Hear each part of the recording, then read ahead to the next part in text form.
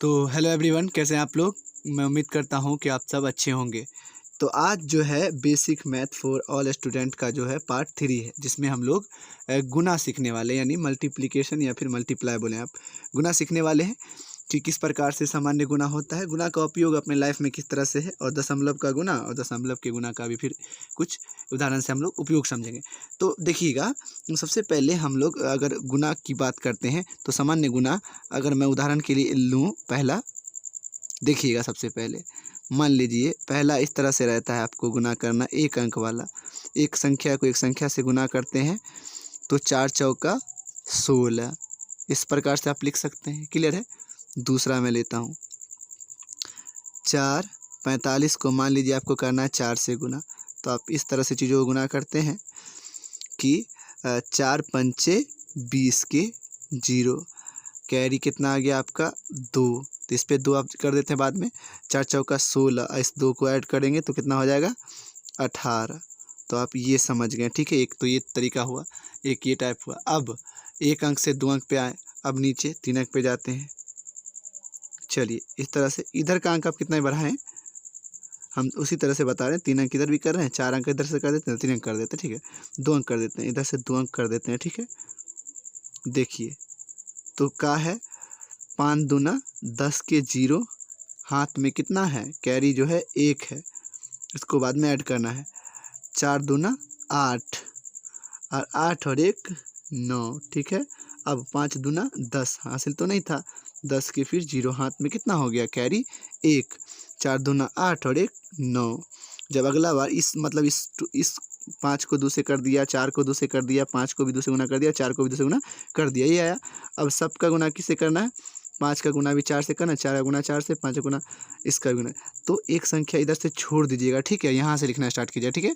यानी 5 चौके 20 के 0, हाथ में कितना हो गया 2 हुआ ना, तो आप 2 कहीं पे लिख लीजिएगा, ठीक है। और 4 चौका 16, इस 2 को इसमें ऐड कर दीजिएगा, क्योंकि जो है 20 से ऊपर जाएगा ना तो हासिल कितना होता है 2 होता है। 4 चौका 16, 2 18 के फिर 8, 10 से ऊपर तो हासिल 1 होगा। तो 4 पंचे 20 और 20 में 1 जुड़िएगा तो क्या हो जाएगा 21। तो 21 के 1 फिर हाथ में कितना होगा 2, क्योंकि 10 से ऊपर चला गया, सॉरी 20 से ऊपर चला गया। तो 4 2 यहाँ फिर हो गया अपना 4 चौका 16 और 2 18, इस प्रकार से आप लिख दिए। अब क्या करना है, आपको जोड़ देना है, 0 0 यहाँ पे रह जाएगा, इस तरह समझिए। और यहाँ पे जो है 9 है, 9 0 9 होगा, 8 और 0 8 ही होना है, और 9 1 10 के 0, और यहाँ पे हो गया 18 1 19। तो इस तरह से चीज़ों को समझ सकते हैं आप, ठीक है। तो अब देखिए एक और ले लेते हैं 3 अंक वाला। तो देखिए मान लीजिए अगर हम लेते हैं 5 4 6 2, 4 2 3 से गुना मान लीजिए इसको करना है, तो बहुत आसान है, आप कर लीजिएगा। किस तरह से, देखिए बहुत ही आसानी से हम लोग करेंगे।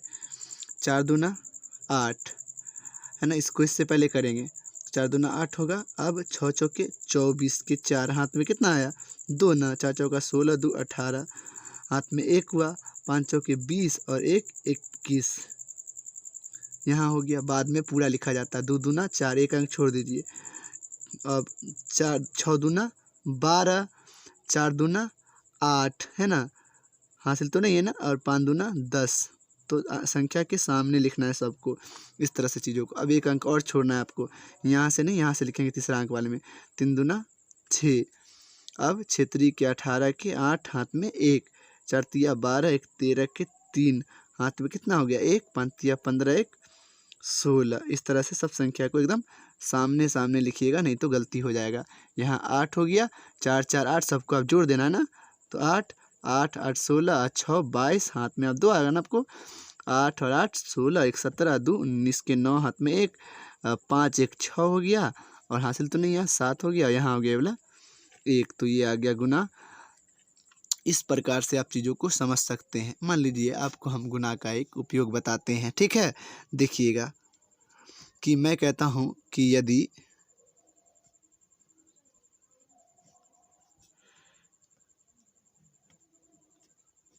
एक बल्ला 120 रुपये का है तो 12 बल्ले कितने के होंगे। ठीक है, कितने का होगा। मान लीजिए ये चीज़ हम क्वेश्चन लिख दिए, तो ये तो है गुणा का उपयोग। कह रहा है कि एक बल्ला 120 रुपये का है, तो एक बल्ला कितना का है, एक बल्ला बराबर 120 रुपया। तो बताइए 12 बल्ला बराबर कितना हो जाएगा।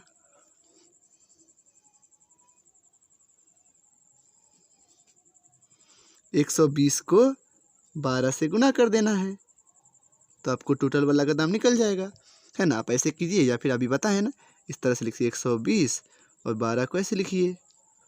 देखिए हो जाएगा 0 यहाँ, 2 दूना 4, है ना। और ये देखिए 2 एकम 2, और यहाँ फिर 0 को 1 से कीजिएगा तो यहाँ पे 0 और फिर 2 यहाँ और ये 1। अब सबको जोड़ दीजिएगा, यहाँ 0 यहाँ 4 और ये 4 और ये वाला आ गया आपका 1।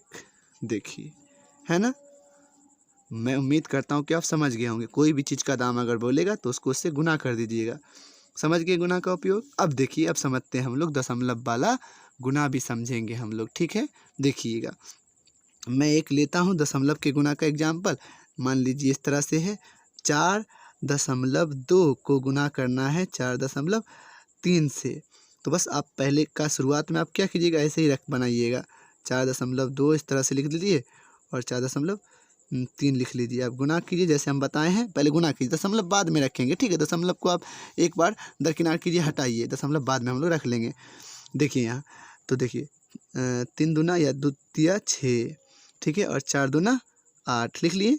अब देखिए 4 दूना 8 और 4 चौका 16 लिख दिया और फिर जोड़ देते हैं 6 8 8 16 के 6 हाथ में 1, यहाँ हो गया 7, यहाँ 1। तो आप कहिएगा सर ये आंसर नहीं है। तो अब दशमलव की जितना संख्या के बाद, मतलब जितना संख्या के बाद दशमलव रहेगा ना, उतना संख्या के बाद दशमलव दे देना है। यानी एक संख्या इधर हुआ, एक संख्या इधर, जोड़ के इधर वाला संख्या आपको देखना, इस साइड वाला नहीं। ठीक है, तो कितना संख्या के बाद इधर वाला देखना। इस 4 के बाद दशमलव, यानी एक संख्या के बाद दशमलव है और इधर एक संख्या के बाद दशमलव है। तो एक संख्या इधर, एक संख्या इधर, तो 2 संख्या के बाद दशमलव है। तो इधर से इस साइड से दो संख्या गिन के इधर दशमलव दे देना, 1 2।